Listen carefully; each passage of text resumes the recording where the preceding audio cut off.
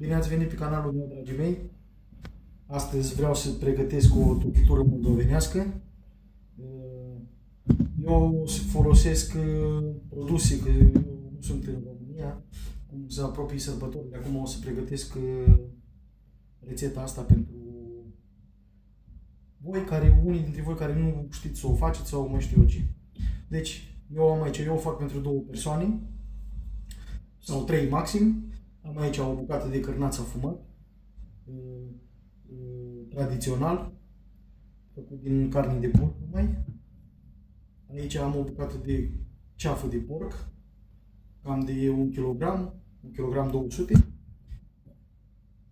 2 căței de usturoi și pentru brânză, nu am găsit caș sau brânză de burduf, o să folosesc feta. E ceva, deci asta e un produs grecesc, o brânză grecească, e asemănătoare, cât de puțin, cu telemeaua românească. Deci tot ce trebuie sunt ingredientele astea. Eu acum o să mă pun să le tai, o să vă arăt cum le-am tăiat și după aceea continuăm.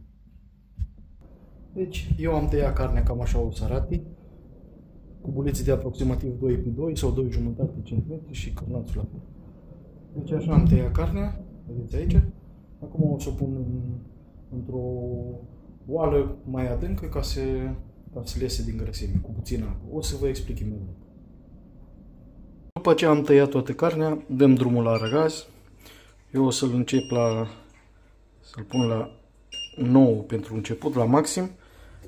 Punem vasul, adăugăm puțin ulei de măsline sau ulei normal de care vreți, cât să nu se prindă carnea. După asta adăugăm carnea. Eu am adăugat carnea când s-a înfermentat puțin vasul. O să pun puțină sare ca să lese zeamă și o să pun un capac și lăs așa la foc încetul să se prăjească puțin, după care vă arăt ce trebuie să faceți. Observăm, carnea este schimbată la culoare. O să adăugăm 250 de grame de mililitri de apă. Bun, după ce am pus apa, punem capac, dăm la foc mic.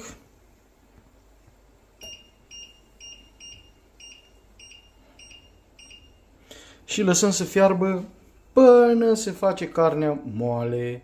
După aia vă arăt ce trebuie să faceți. Așa, între timp ce carnea fierbe acolo pe foc, la foc lent, eu am curățat cei 2 căței de usturoi, pun puțin sare și o să-i bat aici, da? Cum se cheamă ăsta? Nu știu, pisătorul ăsta. După ce am pisat usturoiul, eu o să fur puțină zeamă de aici, de la carne, doar zeama. Să vedem cum o să fac. Și o să pun acolo peste usturoi.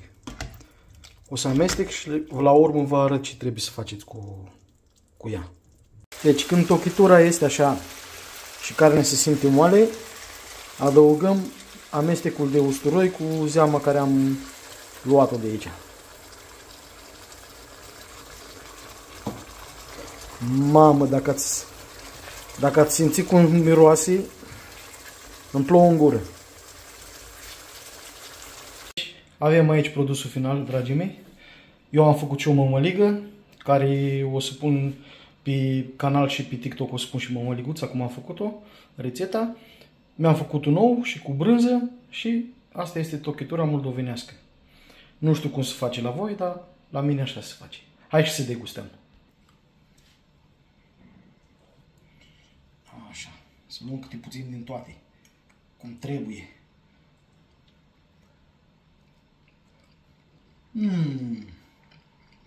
Mamă, ce dor mi-era de gustul ăsta. Mamă. Deci, vă spun sincer, acum nu ca să mă laud sau ceva. Bine, că nici nu trebuie să mâncați de multe ori chestia asta, că e cu foarte multe grăsimi. Dar vă spun, probați și vedeți. Și dacă găsiți brânză de oi, caș sau brânză de burduf, ideal. Dar probați și voi, cu mămăligă, cu ou, este fenomenal. Fenomenal. La restaurante nu poți să mănânci cum faci tu acasă. Deci nu are cum. Deci poftă bună vă doresc și din când în când urmăriți-mă că o să postez rețete românești, internaționale și toate cele. Poftă bună!